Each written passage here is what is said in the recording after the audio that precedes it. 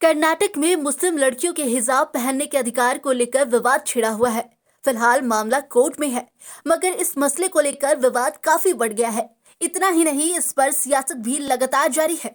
हाल ही में मुस्लिम महिलाओं ने पूरी दुनिया में जागरूकता पैदा करने, धार्मिक सहिष्णुता को बढ़ावा देने और हिजाब की अहमियत बताने के लिए 1 फरवरी को विश्व हिजाब दिवस भी मनाया था।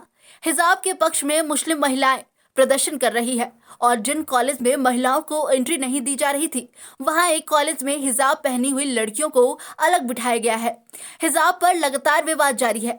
ऐसे में यह जानना जरूरी है कि आखिर मुस्लिम लड़कियों में हिजाब क्यों जरूरी है और हिजाब क्या होता है। साथ ही हम आपको यह भी बताएंगे कि हिजाब किस तरह से नकाब और बुर्का से अलग होता है। हिजाब नकाब से काफी अलग होता है। हिजाब का मतलब पर्दे से है। बताया जाता है कि कुरान में पर्दे का मतलब किसी कपड़े के पर्दे से नहीं, बल्कि पुरुषों और महिलाओं के बीच के पर्दे से है। वहीं हिजाब में बालों को पूरी तरह से ढकना होता है, यानी हिजाब का मतलब सिर ढकने से है।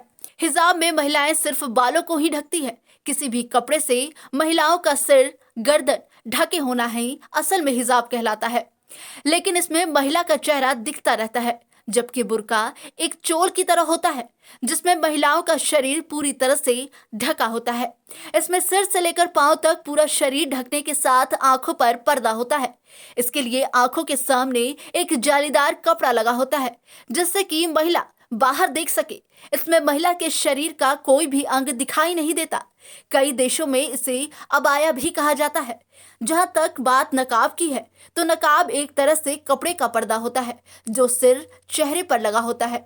इसमें महिला का चेहरा भी नजर नहीं आता। नकाब में आंखों पर भी कवर नहीं होती, हालांकि चेहरे पर यह बंधा होता है। Bureau report, news wing Ranchi.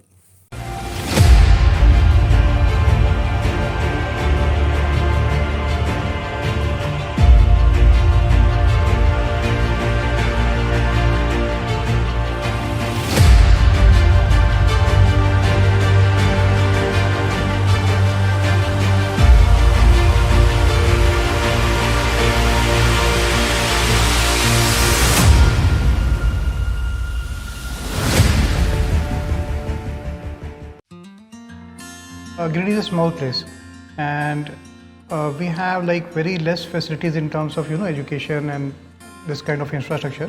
It came to our mind that basically there should be good opportunities for the students of Giridih, those who are leaving the town and going outside for studies, their higher studies and their education. I wanted my son to start with the coding classes, so I researched it online. I got through all the reviews and everything. Then I got in touch with the White Hat representatives, and I was very happy with the progress and all how he was doing. So then I thought that why not to implement it in our school so that all the students are able to learn this thing.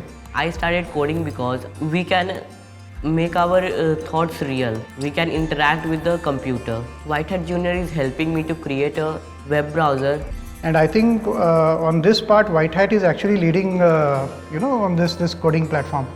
It is definitely a very good platform and one should implement in every school.